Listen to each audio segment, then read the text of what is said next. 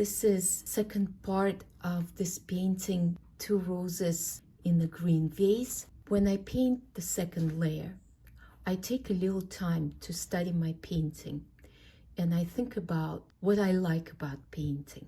I like the sense of light, the light from the roses. I like the softness of the petals. I like the shape of the vase. And then I think, what can be improved on? It's very important to start from a positive and then go to more critical point of analysis. And my first look is to determine if my shadows are dark enough. Shadows are very important. They stabilize painting. They serve as the strong support. They also are quiet places in the painting. If your light is all about movement, and the eye always follow the light, the shadows have to be strong enough to hold that movement and support it. So that's why I always say, can I darken my shadows? And that's where I would start. My second question would be, can I paint towards more light? Can I make light bigger, flatter? Can I make the light radiate from its own shape towards background or towards the leaf, or continue light, for example, from this curving around form, and then maybe just connecting that light a little bit to the throat and then following to the shoulder. By making the light bigger, it makes the light stronger and brighter. So I always want to find the ways to do that. And then I try to look at the edges, and my whole finish is basically coached or guided by edges, because edges can tell you so much, whether your values are in the right relationship, whether the shape feels round enough or lost enough into the air, or just look too sharp like this edge. And even though it's a finished edge of the vase and there should be some clarity, this probably is a little too much of the edge because it attracts our eye towards it. And any sharp edges is like asking people, look at me, look here, I'm important. So if this is something that is not as important to your painting, you might want to find a few softer passages to release that pressure from that edge. I'm going to start with just re-establishing some of my darks. I'm going to take a little bit of transparent red oxide and I mix sap green into it, and I'm just going to take a few brush strokes. That looks exactly the way I have it. So I'm just going to apply a little paint. I know that it's now back to being wet. And remember, if you're painting with me, please pay attention how you hold the brush. So if your brush is held too tight or too close to the base, then it's very hard to make a brush stroke that starts from a shoulder. You are more likely to use your wrist. And that is a big no-no for the brush stroke. So before starting working on complicated roses, I want to spend a little time and play with my vase and make it a little bit more cooler and more lit up. A little bit of phthalo green and some white. And I'm gonna cool that off. It's very bright. I'll probably put a little violet in it. Maybe darken just a touch with more green. And I'm gonna try to bring that shoulder to a little bit more visibility. So you're probably thinking, wait a minute, that color is not there. What is she doing? I'm exaggerating. I am inventing. I'm thinking, how can I take this painting to a different level? And maybe a lot of that finish will now come away from the source that I have and more towards what I think is pleasing to my eye. So the finish of the painting usually moves away from the source and finishes on what the painting wants or what the artist wants the painting to do. Now, I think when we're learning, the most important thing is to say that I'm okay if my painting is not gonna work out. I don't really care about its finish. What I want to do is just be in the process of learning. And to be in the process of learning, you have to be able to try new things.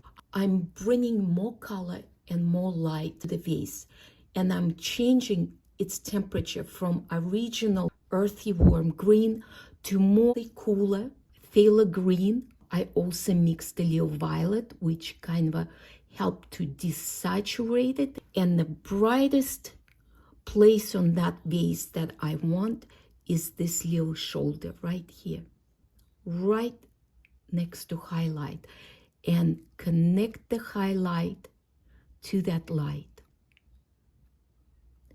And then continue that light a little bit across with the brush stroke, making it rounder.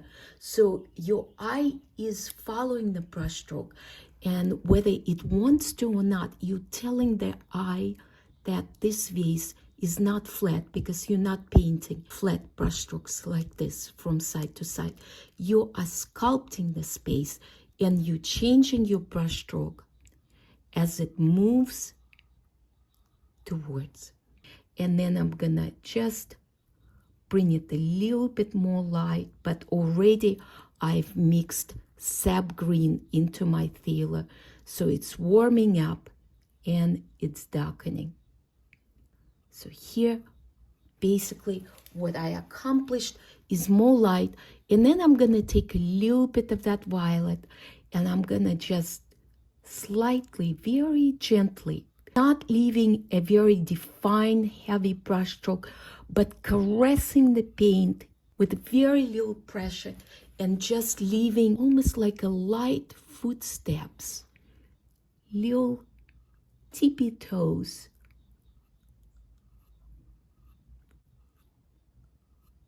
Small amounts of violet in the border of light and shadow. In my experience, it's not a formula, so please don't take it that way. But violet tends to be a very good transitioning color. And because I made that vase so much lighter, I will have to go take a little bit of sap green, of yellow ochre, maybe a little bit of ultramarine, and see if I can allow some light come into this shadow. Paint my strokes like this, and remember we just talked about this edge, and I'm gonna put a little bit lighter paint on that edge to just quiet it down. And I'm gonna bring that violet and also come with a little bit of violet as a transition between the green light and the shadow. Since this got so much lighter, and I'm gonna just slightly allow some lighter blue come very close to the highlight. I'm creating a new marriage between the new light and the highlight by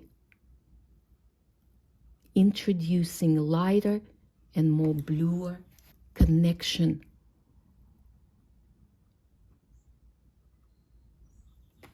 And you can see how that highlight is now feels more flowing and more connected to it. And again, we can always come back if we overdone it and just open up the paint.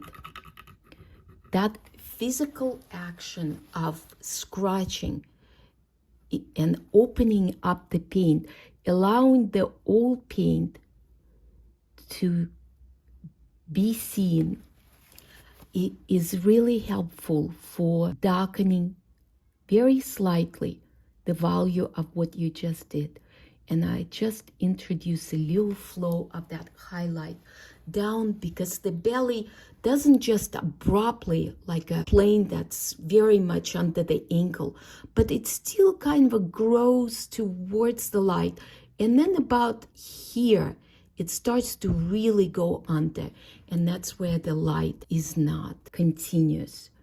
And then I'm gonna do the same little touches, very gentle. Again, so much of the painting is not forceful or strong. A lot of it is done with very soft touch, just leaving the paint in and lifting up the brush.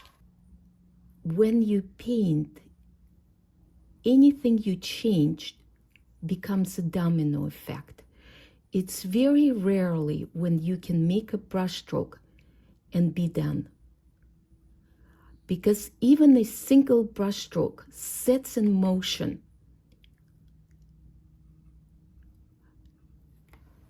changes that now other parts of the painting wants to have. And that's explained by just as simple that everything in the painting is in a relationship. And so if you just touch one, the relationship is no longer the same and something needs to be done about it.